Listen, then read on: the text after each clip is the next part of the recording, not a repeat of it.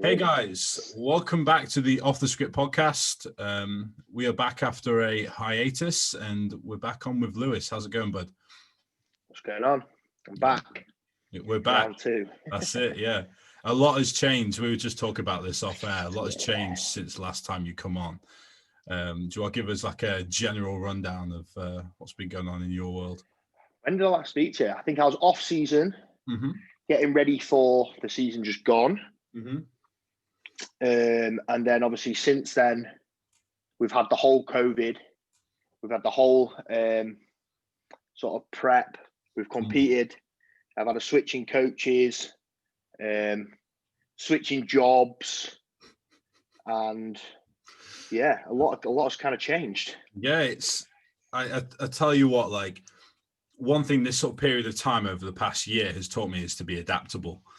And that's a lot of people are doing that. And I think from what I've seen of what you've been doing, that's very clearly been the case. You've been adapting a lot. So in terms of your actual, like your job and stuff like that, how have you changed in terms of? So I think COVID just was what I needed to up the game in terms of prioritizing what I wanted to do. Like everyone, a lot of people who do online coaching on the side, I think a lot of their goal is to become an online coach, to build enough of a base to be able to have that as your job. Yeah. And especially when that sort of is alongside bodybuilding and your aspirations in competing, it is a great job to have. Yeah. So COVID kind of, I mean, when we went into lockdown, I think I had like 15 online clients. Okay. 15. I worked like 20 odd hours, gym supervising on gym floor, which is basically just a glorified cleaner, cleaning the equipment and cleaning the toilets. And I personal trained as well for the other 20 hours, and then just did my check-ins on weekends and whatnot. Since then, now it kind of made me up my game. I think we've just hit just under 110 clients. I had a couple of drop-offs, so we're just under 110. And it's now my full-time job. So I haven't gone back to work since COVID. I quit my job halfway through COVID. Wow. And things are looking You good. know what? I didn't realize it was that many. Congratulations. That's huge. Huge. No, I don't think people do. Yeah, it's good. We've got quite a lot of competitors on with me next year, which would be good. And it's just kind of grown and grown and grown. And we've all got a big group chat with all of us in it. And it's a very good little community that I've built. And it's, nice. It's such a good job. I'm really, really enjoying it. Yeah, I think this is, listening to you is going to be, it was last time, but this time it's going to be relevant again for me, because obviously I've now started my own online coaching business in the middle of our current situation in the world. So I started in August, and that's when I sort of made the launch. And tell you what, over that period of time, because of the inconsistencies in terms of like, you know, what's going to happen in like the next few months, are people going to be financially viable in like a week's time if we go back into lockdown? Like, how have you actually coped with that and worked with that? Do you know what I did?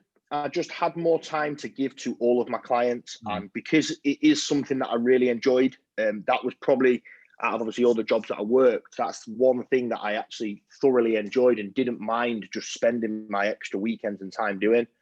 So it gave me more time to give to all my clients. And just through simply enjoyment of the process, I was able to give my clients more of a service. Then they, off the back end of that, got much better results. I was able to share them results, and it just kind of got the ball rolling. And it's almost like a snowball effect.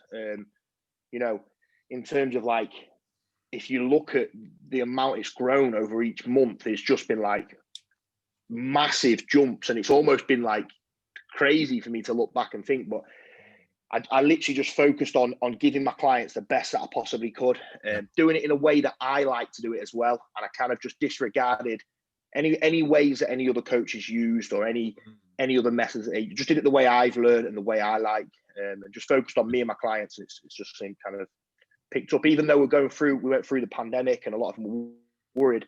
I just found that if I give them enough time and enough attention, you know, they can get through it, and I can help them through it. And because I was there to help them, I think it just this is something I was talking about with a few people the other day, because I'm in a group chat with a few other people who are in my position, who are young coaches like yourself. And we were saying, like, one of the biggest things that seems to come around to clients is like, how invested are you in them? If you like seem invested, like you're sending voice notes and you're saying certain things, and like you're genuinely coming across with a level of pride about what you're doing and with the people you're working with, like that can completely transform a business on its own, just that level. Without a doubt, mate. I think, like, obviously you look at 100 odd clients and a lot of people think, you know, you're not going to have time for these people, but I can honestly tell you that I spread out my workload so well that I have enough time for all of them. And I think every single one of them will tell you that I'm there to give them quality feedback and be there to coach them as and when they need it. And I think you're right. Yeah, definitely. You need to be there to provide, obviously, your clientele with enough of your time. You can give them all the knowledge in the world, but one of the massive things that separates coaches is support and being there for them, and obviously just being someone for them to talk to whenever. So yeah, absolutely. That's like, being proactive is huge, because what I found, like, I had a client who missed the check-in the other week, and I know some people who would just leave it and they won't follow up on it. If, like, let's say someone misses a check-in, like, and they haven't spoken to you in the past day or whatever. Like, if you, like, you have a certain level of, I guess you could say, like, I don't know the right word would be. I think it's kind of a responsibility as a coach as well. Absolutely. Like, you're with, for all intents and purposes, their health is almost in your hands. Yeah, no, I think a lot of coaches would say, no, it's the client's responsibility. And yes, clients do have a responsibility, but you also have a responsibility, I think, as a coach, from taking them on to provide them with the best of your service. At the end of the day, does it really take that much for you as a coach to message someone and say, are you okay? Yeah, absolutely. Yeah, I think that could be a game changer for a lot of people. Like, and 100%.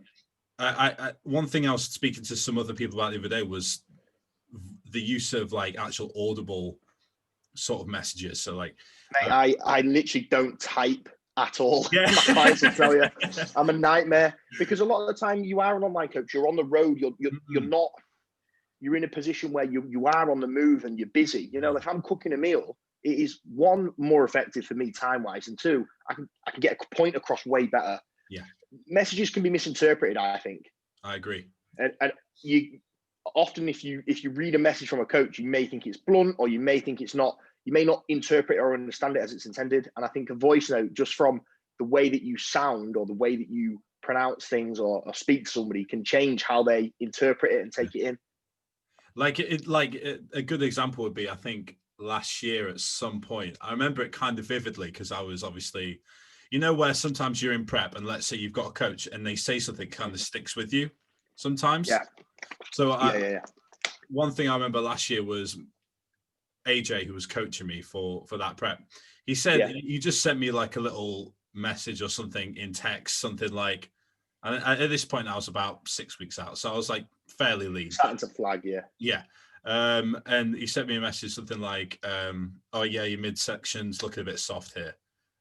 And in like, on paper, you're like, fuck, he's saying, man.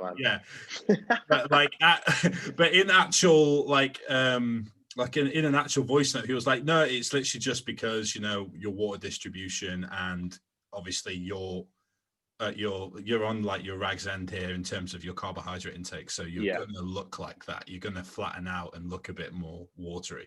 Exactly. But it's just the context of it, you know. If you don't explain it and you don't actually say it, like you say, it can be massively misinterpreted. Massively interpreted wrong, 100%. So in terms of, we went on like a little tangent there, but like in terms of competition as well, you sort of upped your game, I think, as well. So do you want to give us a rundown in terms of you competing and your coach and everything else? Yeah, so the last show that I did, obviously when we last spoke, the last show that I'd done, I just won a PCA show in Classic.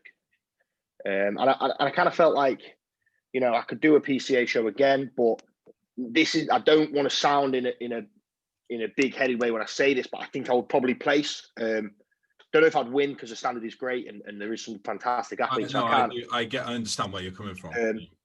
But I think I would do well. And I don't want to go into a show thinking that I would just do well for the sake of doing well. And it also would not take me to the levels that I want to eventually be at. So I had to dive into something. I thought, you know what, this is a real challenge. I want to feel like every day when I wake up and I've got to do my cardio and I've got to eat these meals, that I have to do this to be at this standard. You know, like it's another reason to put your best in. So we entered the Two Bros British Finals, which ended up being an open show because of COVID, which ended up being an absolutely stacked, ridiculous show because it was the first show that was on. So everybody came and did it. So there was like Ryan Cartwright was there. Bob Waterhouse, obviously, he won it. He was there. There was loads of other people, like big names. And I was there thinking like, all right, here we go. This I'm going to get fucking nailed here. But it was okay. I mean, I didn't do as well as what I'd hoped, which I think is benefiting me now. So I placed 4th in that. And then obviously Bob Waterhouse, which is natty. So he did one for the natties, and he deserved to win that, to be fair. Yeah, I was wondering that because, like, obviously when you stand backstage, you look at all the physiques around you, and you. So I would say, right, and I'll be honest in what I say, because if he listens to this, I think that he could, maybe people might agree. Yeah. So obviously we're all stood backstage, and you've got people like Ryan Cartwright, who's big. He's short, but he's big. His arms are huge. You've got, like, I think Jace was there, the online coach, who's with like Team Rigo. Pav was there, who's under Barnsley Pitbull. Yeah. So there's all these big guys, and I'm thinking, he's big, he's way bigger than me. He's big, he's way. And I looked at Bob Waterhouse and thought, he's smaller than me. That's fine, right? And then he pumped up, and then he posed, and I thought, where the hell has he come from? Yeah.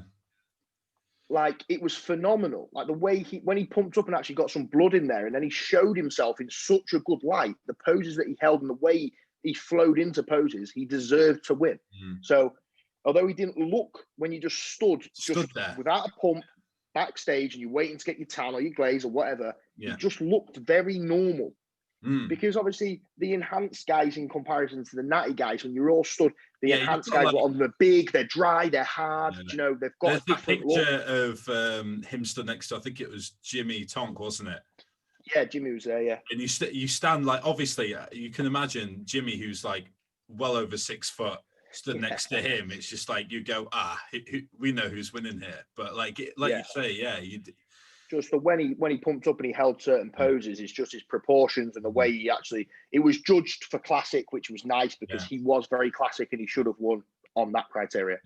Yeah, that was exactly the words he sort of put it down to when people asked him sort of what his thoughts were on the judging and like his placing. It was like, at the end of the day, classic to him and the way he sees it is it's a criteria category. You really have to fit the criteria, and if you don't, then you don't guarantee a placing by being big. So like with that show, I mean, there's things where we went wrong, getting me ready for it, which I think I could have come in looking a little bit better, because it was the first time that we had to like adhere to a weight limit. Okay. And we found out, I went to Boots, like, I think it was like a couple of weeks before the show, because I'm thinking I'm 6 foot, so I can be 100 kilo on stage. And I'm what, I was like 98, and we're thinking, we're fine. Like, we ain't taking it all off yet, I've got 2 kilo. Yeah. Right, well, we found out that I am literally this much under 6 foot, which then takes me down to 96.3. So I then messaged Kuba, and I'm like, Kuba, we've got a problem, mate. Because literally an hour before, he just messaged me back from my check-in saying, I don't want you any less than 98, you look perfect. Then I messaged him an hour later saying, we need to drop another 2.5 kilo off what I'm already off. Now, I was ready weeks ago. Yeah. I'm thinking, how the hell am I going to take 2.5 kilo off this physique? So we had to batter me. Like, and even before the show, mate, on the day of the weigh-in, obviously I couldn't eat or drink, and they do their registration at 8 p.m. at night, which is fantastic when I'm trying to make weight. For some reason, I think it was stress or something. on the way down, I was stopping at every service station every hour and weighing myself and sending it to Cuba, and the scale weight was going up. So I woke up in the morning, 95.6. I thought, yes, I'm 0.4 under. Every time I stopped at services, I was like 0.4 up. By the time we got to the hotel, I was 97.5, so 1.5 kilo over stage weight. I've not eaten or drank. So I'm thinking, I'm panicking, thinking this is not good. So I had to sit in and I mean hot, it was red hot bath and sweat for about an hour. And because I've not eaten or drank anything, I came out this bath, mate, and I thought I was going to die. It was horrible. Like I was super flat. I had nothing in me. And I had to go and stand in the bloody line for an hour to register. When you say hot bath, did you have like Epsom salts or anything? Yeah, like so he just said, go get some Epsom salts, get in this bath. He said, make it bloody really hot so you're sweating and sit in there for as long as you can bear it. So I just sat in there and I was like ringing everyone through my phone book to try and pass the time, talk to somebody. And anyway, I came in at 94 kilo. So we dropped 3.5 kilo in like 2 hours. But then we needed to fill me back out because I was so flat. Yeah. Well, the problem we had then is that he gave me like, I think it was like 800 grams of carbs in the space for about 4 hours. And I was so tired. I had to go to bed. I was like, I can't stay up to eat any more food, mate. I woke up the next morning and I was 93 point something. So I dropped loads of weight again. And then throughout the whole day, he was feeding me carbs and I just kept dropping weight. And my body we just could not, because we'd had to push myself to such extremes. Dig yourself into that hole. It's something I've never experienced. I mean, I don't really understand it to the full. I'm sure Cuba will, but we just could not get me to hold on to anything. And I was just I was just getting flatter, and we would give me more carbs. And I would get flatter, and it was like, we're just going to have to see what we can do on stage now. So that kind of went against me, but it's not an excuse, because obviously if I was more prepared, it's my fault. I could have come in better. So next year we're going to just try and stretch me by this much, because Jimmy had the same problem and he did that and was able to go in the next one up. So gotcha. I could be 100 kilo, and if I manage to make a 94 kilo mark, I've got 5 or so kilo. This is the sort of thing with Classic, is that obviously they put in weight restrictions, but when it comes down to fitting criteria doesn't go necessarily down to weight restriction if you're going by a look. So it does make me wonder whether the weight categories should be not taken out, but different in terms of. I think that the weight category should be what the pros get. I agree. Yeah. Because you get 5 kilo, 10 pounds when you become a pro. But then if you become a pro and you want to then go and compete, you can't, because you're 10 pounds lighter than all the guys that are in your division. Yeah, so you need to have that long period. You'd be more realistic in looking like a pro when you become a pro if you have that same weight cap, I think. And I know a lot of the other Classic guys think the same. Because like, I don't have that much muscle for someone that's pushing the weight cap, but I am just a heavy guy. Like, I don't know why, I always have been. Just a heavy set. It could be bone density. It could be many things. It's not, if you stand me next to someone with 100 kilo of muscle and I'm 100 kilo, they probably look at the same height, a lot heavily more muscle than me. It's just the way which that I am. Which is interesting because of just how, like, structurally, the way when you look at you on your own, stood on your own, structurally how you built, you look at your physique, and I go, that is Classic. You have got a Classic. This is the thing, and this is what a lot of people have said, but it's not for me to say. So obviously, I was in a different height class to Bob, so he wouldn't have been on stage with me. So Bob got awarded for being Classic, right, regardless of size. Yeah. My feedback from the judges was, you fit Classic criteria perfectly. However, you don't have enough size. That was my exact message from the head judge. And I've still got it after the show, which confused me a little bit, but it don't matter so much, because if I do eventually make it as a pro, I will need more size anyway. So regardless, I need more size. It is one of those ones, I guess, where you have to really sort of push the envelope. Like you see a lot of 212 guys, don't you, who end up really just stripping themselves to make weight.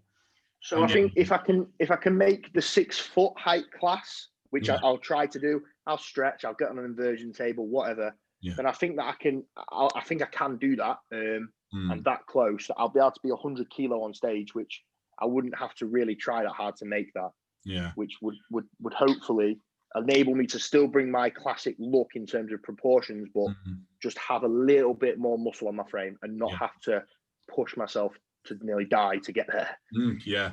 I think it is sort of, because when I think of like myself, obviously for me, when I approach off season, or the way I think of an off season is for myself, put on some fluff. But I have, like you said, I've never had to deal with a weight category because I'm still a junior. So I imagine when it comes to me potentially doing a weight category, the approach will be entirely different. Entirely. Yeah, I think especially if you're at the top end of that as well, like I definitely it just will doesn't be. seem to make sense. Yeah. I mean, you just think, yeah, I can put what a lot of guys do on in off seasons, the bodybuilders, and what 40, 50, 60 pounds, whatever they put on over the course, but I'm still going to have to take so much off to make the weight class anyway. So, although I'm not going to stay shredded and super lean, I am pretty lean at the moment. I'm looking good, and I feel good for it, to be honest. It's probably the longest that I've stayed the leanest. And I do feel like everybody kind of does have almost a sweet spot in terms of effective off seasons and how effective they can grow.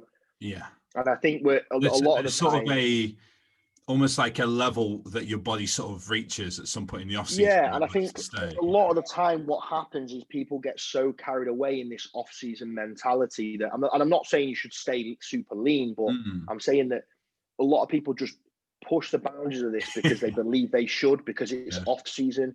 When in reality, a lot of people may grow more effectively at a tighter, better conditioned look. And I know people like AJ and Kuba, for example, they've all said, I probably would have grown a little bit better last off season if I'd have stayed a little bit tighter, because this was when I felt my best and I performed my best and food digested a bit and whatever.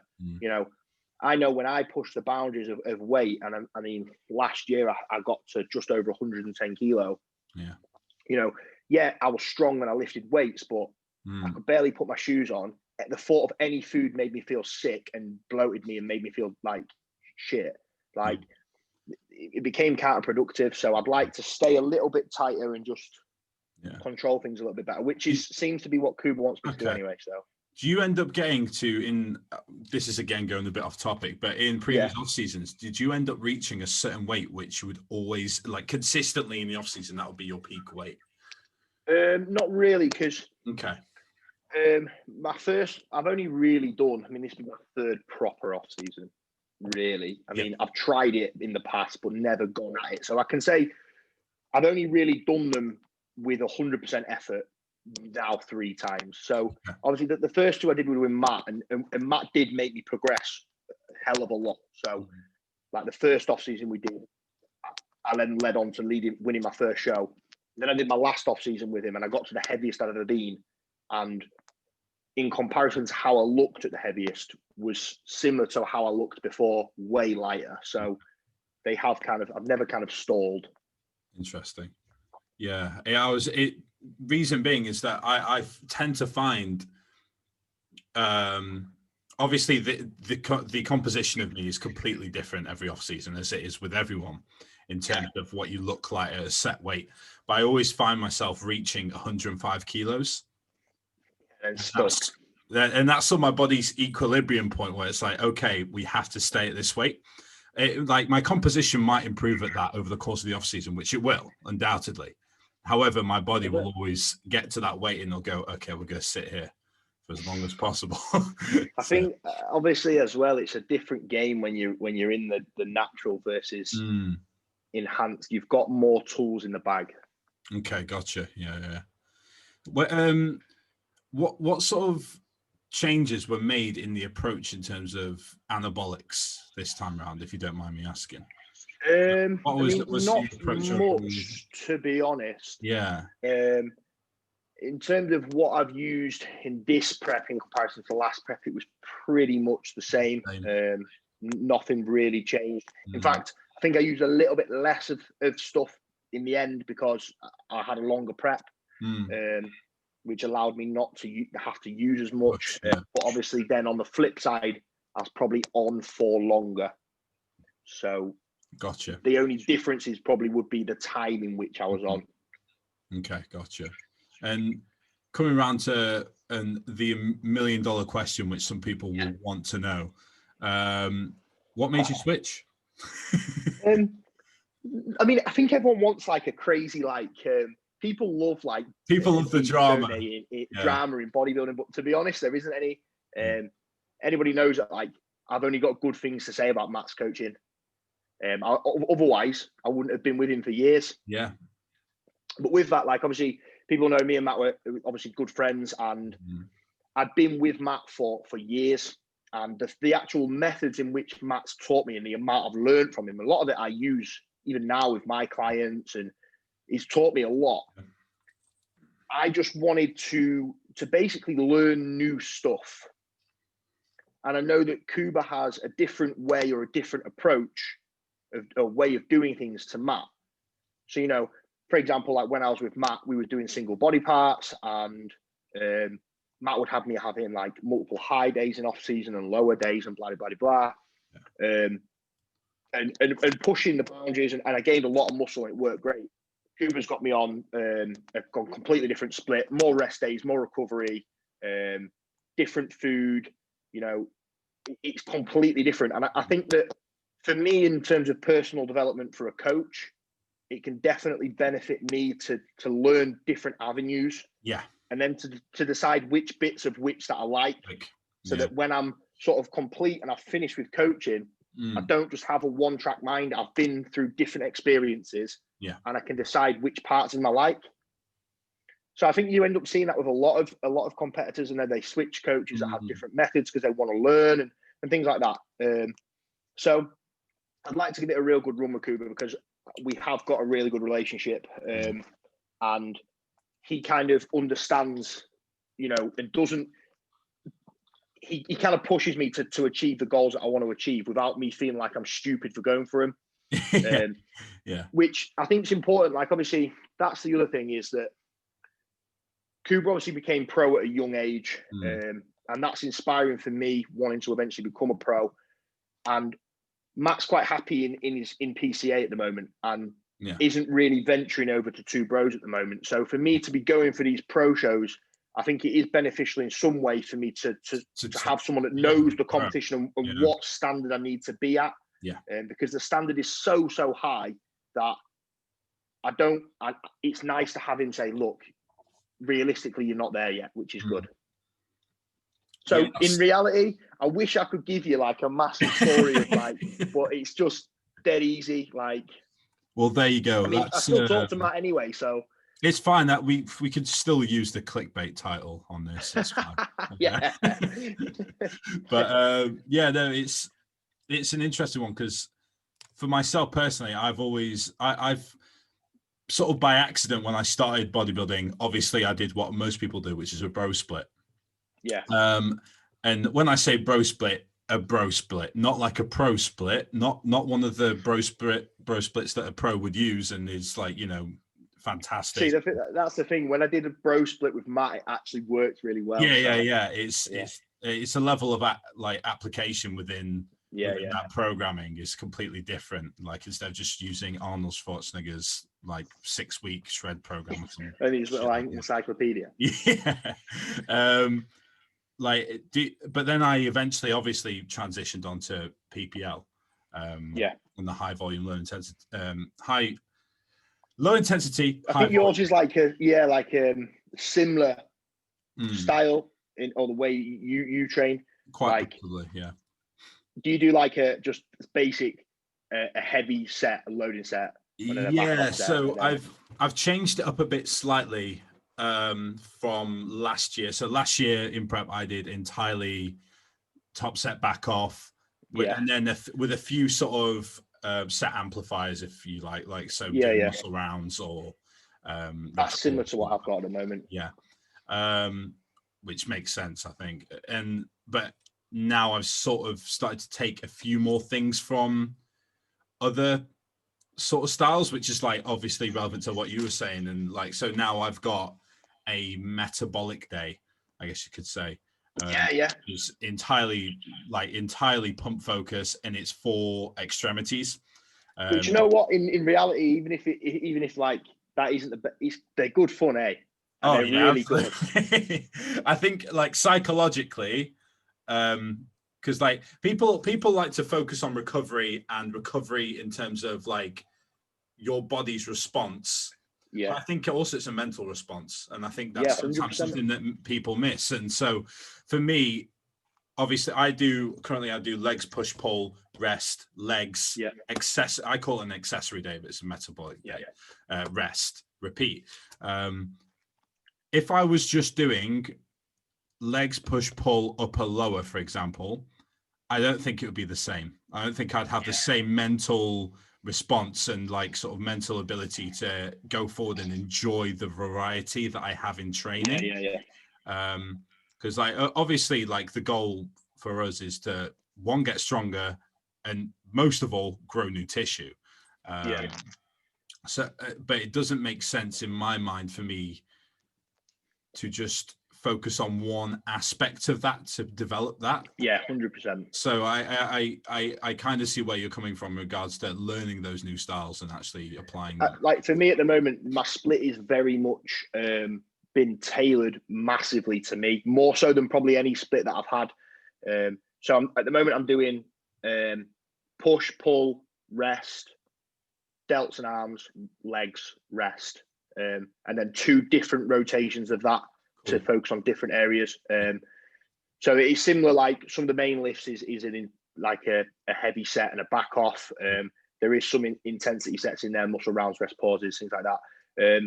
But in terms of how this has been established over time is just assessing how I feel after different sessions, how ready I feel going into the next session, what my feedback is from my logbook in terms of how my body feels, how I feel when I'm performing in the gym. Sort of numbers, yes, it does come into account, but it's not the main focus for me. And just sort of after giving feedback, we've developed this over time to put things in certain places, and it's working really well. And actually, it's a split that I enjoy a lot, because I'm somebody that, for me to feel like I can go 100%, I do feel like I respond better, just mentally, if anything, to slightly more frequent rest days, because I dislike them. And it gets me ready to go again. So having just 2 days on and then a day off for me has been really, really good. And it's something completely new because I used to train like 5-6 days in a row. Yeah, been there. So now, obviously, having to be forced to make a rest day, when I do get back in the gym, I absolutely love it. And I'm so excited to go. That it just, I find that because like, obviously, I don't think it really applies to us as much just because of how we are, but people talk about getting burned out from training too much. Oh, you're all right. My mum was calling me. Gotcha. Bless her. She's fine. She can wait. Like people talk about getting burnt out. To training, and having those rest days does in many ways, I think, like performance-wise, makes an incredible difference. And also in terms of it's also been really good for business as well, because on rest days, like, my productivity is crazy, and the amount that I get done is silly. So actually having them more frequently in terms of like business and being able to put more work on them days to break up training days is good. Gotcha. Do you that's a good question actually. Have you obviously, with your exponential increase in like clients and everything else in business, what has been your sort of strategy? Do you plan your week out in advance? Do you have like a schedule? I've just made a new YouTube video on this actually. Okay. Have you seen the series? You should watch the series. You'd like it. There you go. That's the shameless plug. No, it is. Yeah, I suppose it is. But it's going well. I've been documenting things. So I put it I mean, yes, I have very like set things to do on set days. Like check-ins are very spread out. What I'm going to do in terms of new sign-ups and things is on specific days. It's all very structured into where it's going to be. But it's mainly like my routines and my morning routine and how I set up my day for then what's to come for the rest of the day. And that's what I often put down to a lot of the successes that I've had is sort of how I approach each day and then how much I can then get out of it. So even though like I'm obviously working for myself now and really I can do what I want, I still get up at just like 5:15 every day. I do some cardio to start the day, do some posing, eat my first meal, go for a walk and listen to a podcast or an audio book or something. And then I come back and then I start with a bit of work early on in the day and I start to get through some stuff. And because I've been up and I've been so productive and I've started ticking boxes and I've written down what I want to do for the day and blah, blah, blah, blah. And I've got at that so early, that kind of rush of productivity straight away seems to lead me forward for the rest of the day and how much I get done. And then just doing that every day, because I'm so active and so productive, it's just made my business just climb. Yeah. Which is, honestly, I cannot stress enough the importance of a morning routine for things like that. It's changed the game for me. Just the little things of like, for me, I find, let's say, just having a set time that I wake up every morning and I go out for 15, 20 minutes and just walk with like a podcast on or whatever, like that alone, just that little habit can completely transform sort of it's crazy. I used to think like the people that did this, like obviously you see a lot of successful business people do things like this. And like, obviously one thing I was speaking to one of my clients actually, and I mentioned AJ because he's someone that's been kind of getting up at silly o'clock and being proactive straight away for years. Yeah. And when I was first getting into it, I kind of used to look and think, why does he bother? Like he can get up when he likes. AJ unlocked this years ago. He's been secretly understanding the methods of productivity, and that's why he is so successful, why he was off the mark, because of how productive he is straight away. He gets out of bed. It's the level of consistency. Routine. Yeah, the level of consistency it is. Goes with it. And that's something that I've applied now more than I ever have, ever. My days are exactly the same in terms of what I get up and do, no matter how I feel, no matter what day it is or what the weather's like or what else going on around me. I get up at the same time, I get on the bike, I do some posing, I put a podcast and I go for a walk. And it just seems to work. Yeah. So that's something for all the viewers. Get your morning sorted, no lions. Yeah, be productive. Set yourself some structure, be routine, be consistent with your morning routines and schedules, and you'll see what happens with your day.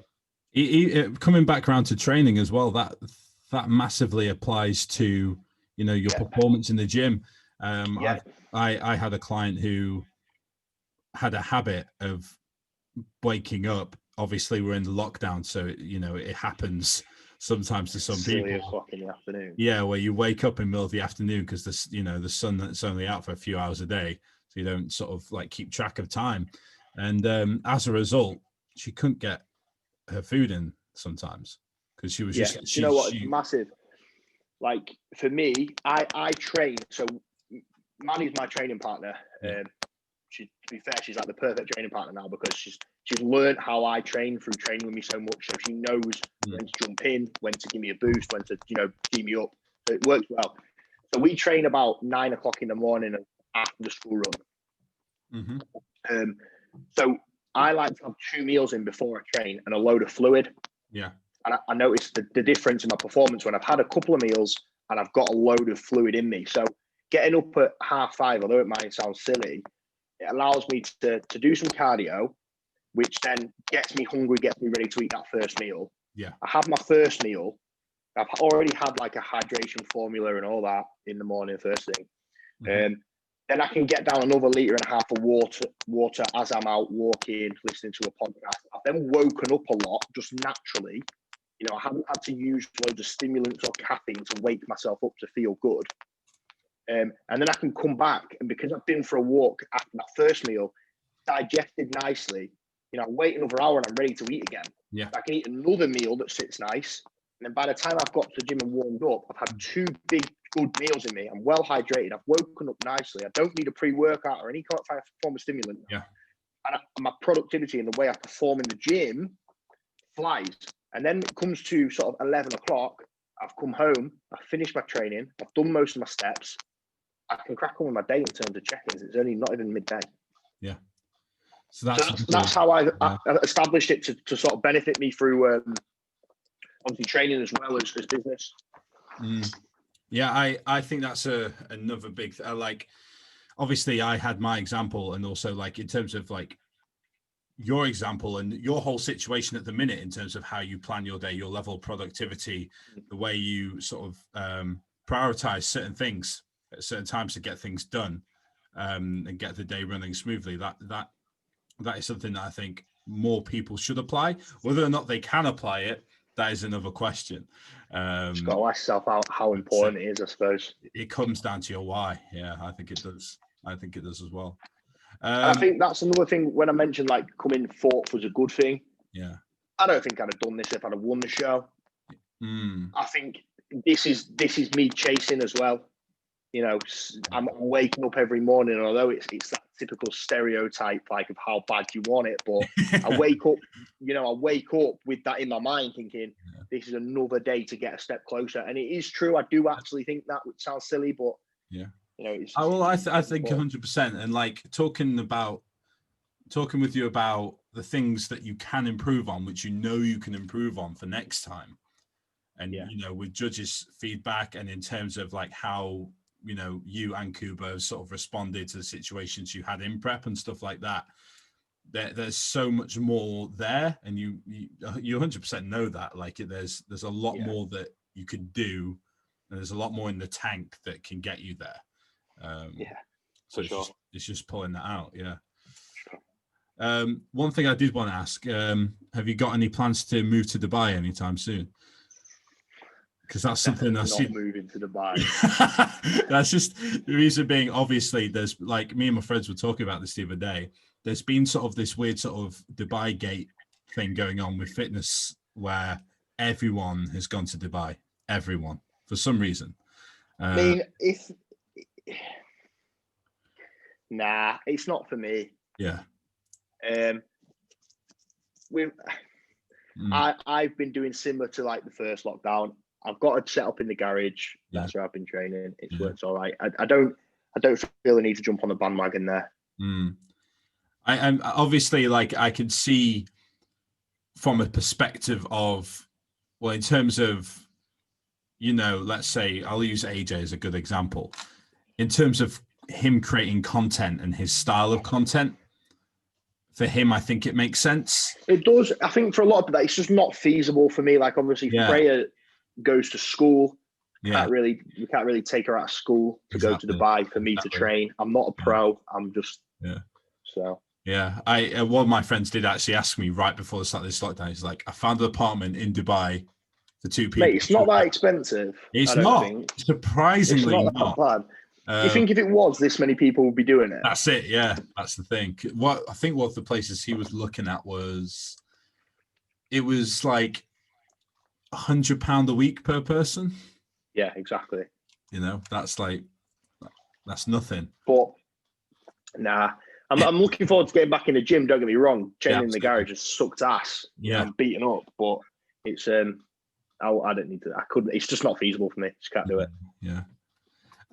So in terms of you going forwards with Cuba, obviously you've got the off season. Yeah. You said that you were going to compete next year. Yeah, we are. Same show? We've got dates. Okay. So 5th of September will be a 2 bro show. That'll be the first one on our books. The first one that we've spoken about. And then failing that, obviously what happens in that will determine the rest of the season, but it's going to be whatever shows come up in whatever country after that, and I'll just fly out there and do them. Wow, okay.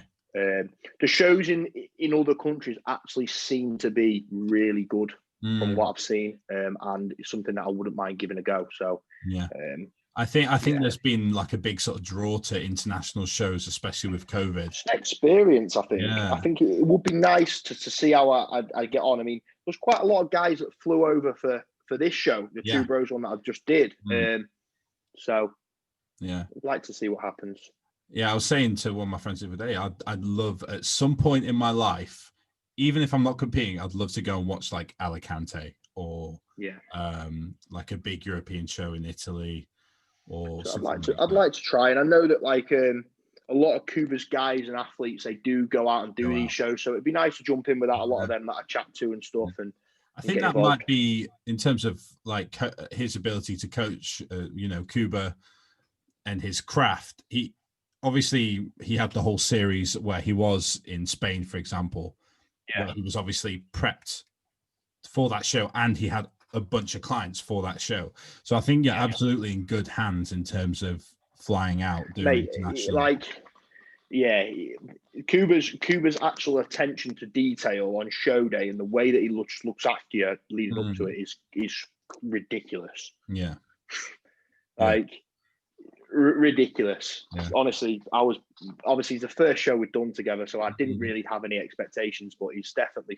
set the standard for me. It's like something that I'd aspire to want to be like for my clients.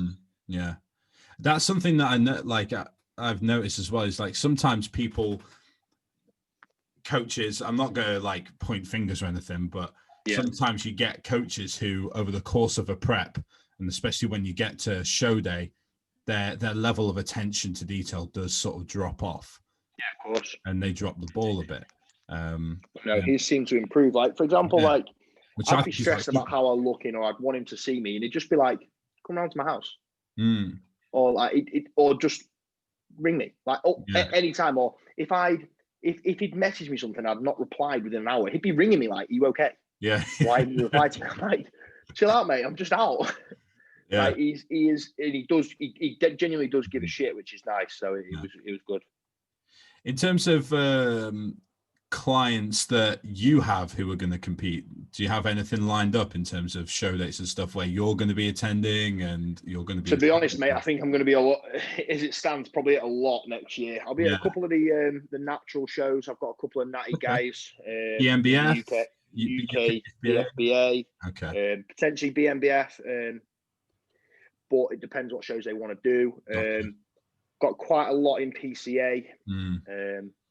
So I think just throughout the season, I'm going to be spread out, just there, seeing how they're doing. And I'm going to try my best, obviously, depending on my situation with my prep, to get to as many as I can. Yeah.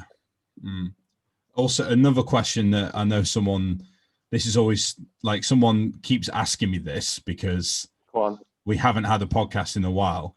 Is when you next invite someone on, ask them if they're going to get the vaccine.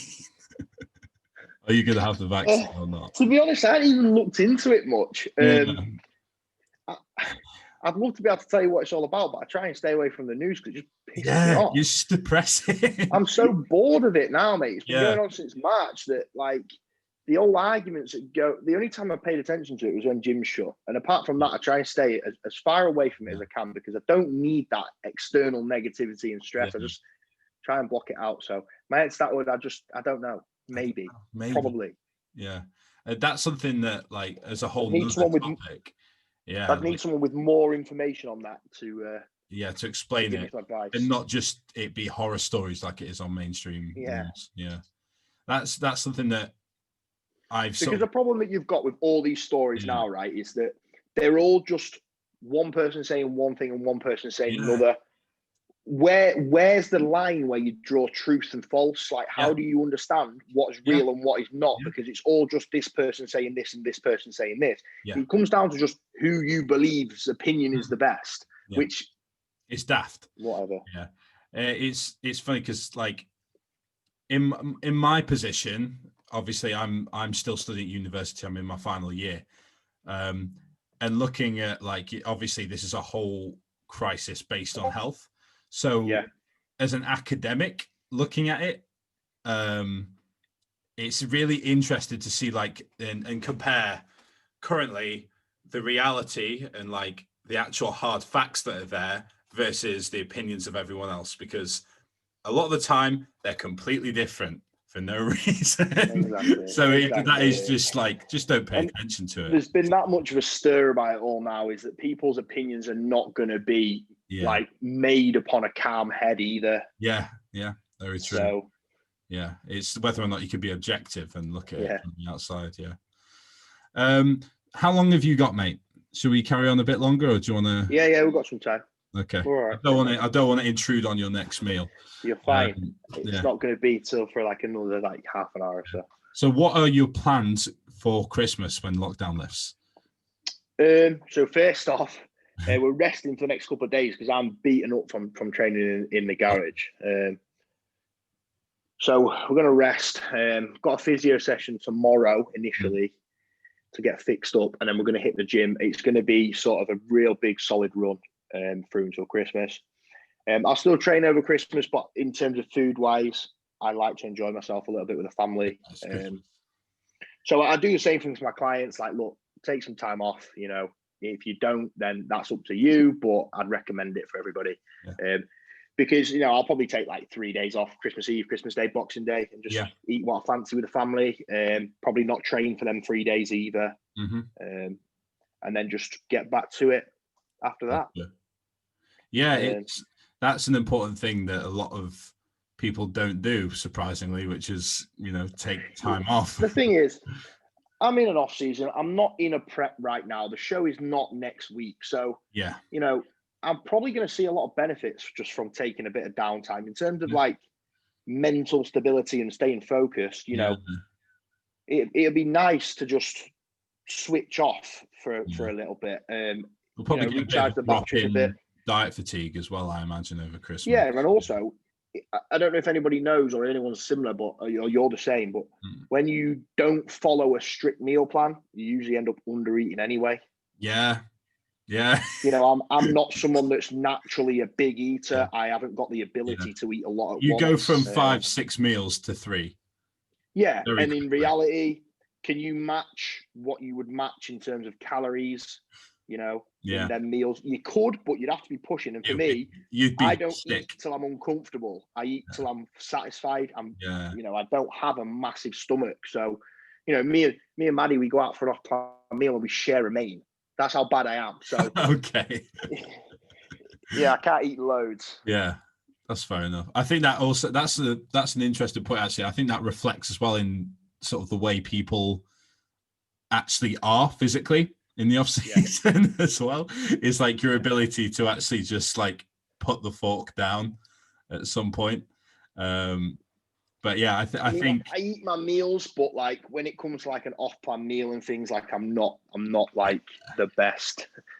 If I was told to like eat loads, I just can't, mate.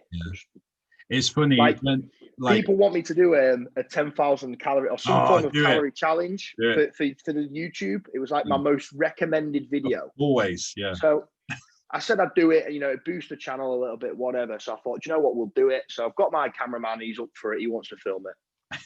But I'm panicking here, mate, because, you know, I'm not made for eating challenges. Anyone that knows me will know this. Like, it's not going to be good. It's not going to be a good watch, but I'll try it. What I've picked up from watching them, I've never actually done one. I've got a few friends who've done it. What I've picked up is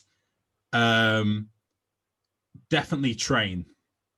You definitely train. I think moving is key. Yeah, and just stay moving. Don't lay down because I'll just fall asleep. That's it. Yeah, that and don't just slam sugar. I will do it then. I'll go through with it and I will do it in the next couple of weeks and I'll put it up for everyone. Just to see what I get. We'll repost it on our pages. I'll give it a go. All right, I'll give it a go.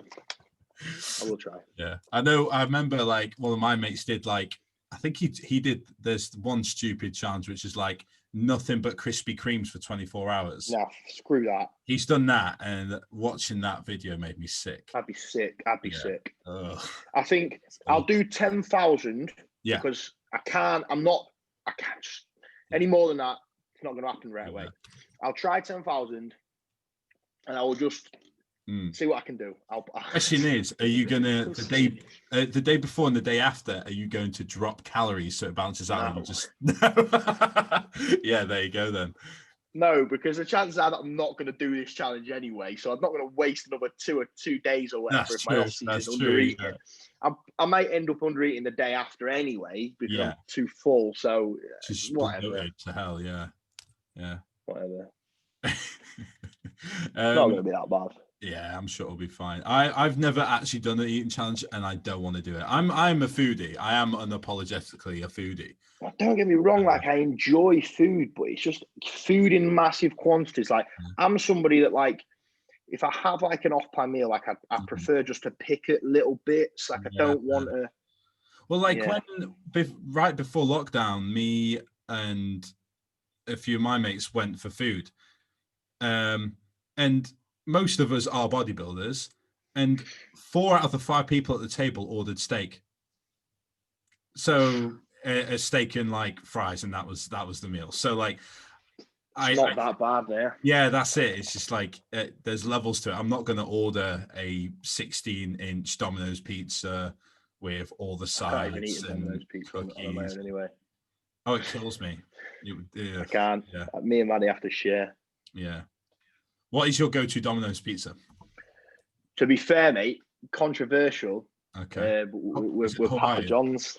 Oh, you're Papa John's. We don't order Domino's. We order Papa John's. Fair enough. Yeah. And there's a reason for this, right? Because you look at Domino's like that, like money, right? The deals and the amount you can get on Papa John's for so much less than Domino's is ridiculous. And it's pretty good if you know what to order. So, I mean, to be honest, if we're going to have like an off-plan meal, we'd prefer something like sushi, or we would like to cook a steak, for example. We're not. We try not to go. We don't go stupid. I think if you ask most bodybuilders, they'd all say steak, sushi, or pizza. I don't think it varies much outside of that, to be honest. Well, Maddie's really good at cooking steak, so like I genuinely wouldn't mind her cooking me a steak for an off-plan meal. That's a good question. Which I'm allowed. Yeah, I think we spoke about it last time, but how is Maddie with your prep this time round, and how are those things all gone? Really good. Really good. Do you know what? Like, I do think that if I didn't have her around for prep, it would just make the whole experience so much harder. Yeah. It's not that she does loads for me. Like she doesn't. I like to cook my own meals. I'm very picky, so I make it impossible for her to cook them, and it's not her fault. But just like the general pick me up throughout the day. Yeah. You know, like when you feel, it's dead easy to feel sorry for yourself and feel low. Like she knows when to intervene and knows when to bring me up. Yeah. And it's such a good thing to have, just somebody that understands how you feel and knows how to get you out of it. It's a game changer. Yeah. I think that's something that I personally myself haven't experienced, but I have had experience around relationships, around prep. Yeah. And a lot of it, like not having that communication and knowing what the boundaries are within that when you're in prep is... She's very, very understanding of knowing, like, she knows a difference in my preps, like when I need my own space and when I need to be on my own and when I'm struggling, or when I'm struggling and I'd like some help. Like, she's really good at knowing the difference between them. So yeah, it does make things really, really, really good for me. Shout out to Maddie. And also because she's just getting more and more and more into fitness. Like she's doing so well. And she's coming on, like her improvements are ridiculous. The more she's getting into it, the more she's understanding it and enjoying that side of it as well. So that also helps the fact that she's actually really, really into it, because she enjoys it. She enjoys watching the process. So it's good. Would she ever consider competing? Because I know obviously the Toftons are a competing couple at this point. Do you know what? I'd like to see her give it a go maybe one day. I think that she'd probably surprise herself. And I think that just for self-achievement wise and for self-confidence and things like that, it'd be really good. But at the moment, she is doing so well in what she's doing. I wouldn't want her to break that cycle. Like her mindset at the moment with just self-improvement and just doing it for the love of it is so good. So you often worry if people do end up compete, does that make that better or worse? Yeah. Do you know what I mean? Yeah. Like, do they get too obsessed and then it ends up becoming like I always say, competing can be a bit of a curse. Yeah. Maddie's balance with things and how focused she is on what she's doing right now is so good. Would it potentially disrupt that? Do you know what I'm saying? Sure. So yeah, maybe one day, who knows? She doesn't even know. But at the moment, as long as she keeps riding out and doing what she's doing, she'll just improve massive amounts as it is. Yeah. Again, that this is something that I always sort of preach when, especially if I'm on a solo podcast, is the importance of, like keeping a tight circle. Mate, honestly, mine's only got tighter in the last year or so, and it does make things a lot easier. Do you know what? If you'd ask me a question, I'd love to be able to drop her in it because she's listening in the other room, but I can't. I can't in that question. I can only pick her up. Yeah, it's mine's very similar, and especially surprisingly over lockdown and in isolation, the circle for myself has become a bit tighter. Do you know what? I think it's made you realise, I don't know if you're yourself, who your real friends are and who's got time for you or who actually gives a shit. Absolutely, yeah. Because I've come out of this with closer to people that I wasn't as close to, and not as close to people that, do you know what I mean? It's different. So, it's been an eye opener, I think, for a lot of people. It's always the case of, hey, look at who you're talking to this year versus last year, and look where you are in relation to them and everything else. Yeah, I do massively contribute the fact that I've done well and the success that I've had, especially in business.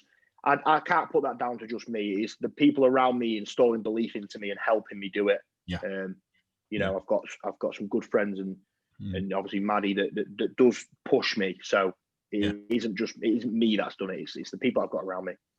Which I think is also like the benefit of this podcast, for example. Like one of the main reasons I wanted to start this podcast was entirely for that reason.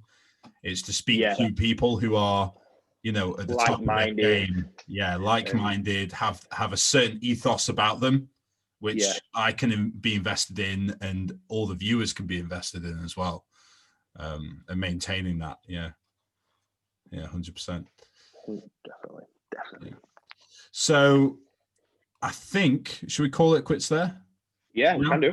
Yeah. 8:00. It's final meal of the day.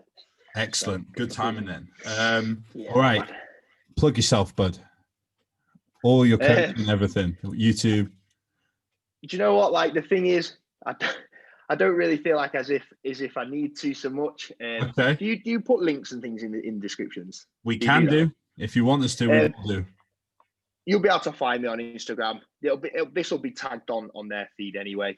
But if anyone does want to actually see, and this is for you as well, if you do want to see, I'm doing my best while I've got the time to document this whole process from coming fourth last year to how I'm doing things with Cuba this year, and I'm documenting as much detail as I want. So I'm bringing one video. I've hired a videographer, like all the big names. Yeah. And we're bringing out one video a week, Sunday at 5, and we're just documenting everything we can. Awesome. So if anyone is genuinely interested and wants to see it, then feel free to head over to my channel. I think it's called Fitness with Lewis, but he deals. I'll get the link and I'll put in the description as well for everyone. Yeah, it's doing all right. I've gained I think we've got about 250 subscribers, which for me is not bad on YouTube. I don't do YouTube, so that's not bad. Yeah. But it is nice not just to show people what goes into this and the ins and outs and inside information. I think it's going to be nice for me one day to look back on it. So that's another reason like a why I diary, wanted to do this. Like a lot of people, they don't know me for my personality. I'm not really a serious guy. I'm quite jokey and I mess around a lot. It's good on a YouTube video to get that side of things out there. So I've been enjoying making these. So if you want to check it out, there you go, guys. The link will be there. You can go and have a look if you want. I'll put in the description. I'll definitely have a look, and I will after this podcast, because I've said I have on here. I will do an eating video for you. I will do one. On the YouTube. Okay, I will do it for you. You heard it here first. I'm going to put up this as a separate video, regret that. Just so I'm going to regret that. So it's out there. You can't go back on it. Okay. Everyone knows. All right. Thanks, Lewis. Thanks for having me. We are back, guys. Off the Script is back for the month of December going forward. We'll probably do another update video soon just to let you know context of what's going on and schedules and stuff going forward. But thank you guys for listening. And see you guys in the next one. Bye-bye.